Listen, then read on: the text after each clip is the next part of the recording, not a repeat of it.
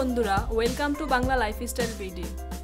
বর্তমানে জি বাংলার জনপ্রিয় সিরিয়াল বকুল কথার বকুলকে চিনতে পারছেন? ডাকাবুকো বকুল মন জয় করে নিয়েছে সবার। মুখ চোরা অহনা বলেন আর বকুলেই বলেন, পর্দায় সবার নজর ধরে রাখতে দারুণ পটু এই অভিনেত্রী। সম্প্রতি তিনি কথা বলেছেন ভারতীয় গণমাধ্যম আনন্দবাজারের সাথে। সেখানে নানা বিষয়ে তার সাথে কথা হয় বড় পর্দায় অভিনয় করার বিষয়ে।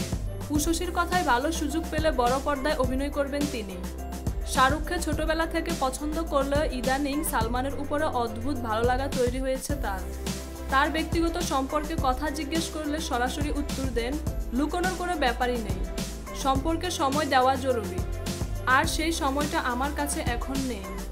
এটা মোটেও বলবো না যে জীবনে প্রেম নেই, তারা দরজায় নকও করে, কিন্তু তারা যেই দেখে যে আমার সময় নেই, তারা আবার ওই রাস্তা দিয়েই ফিরে যায়।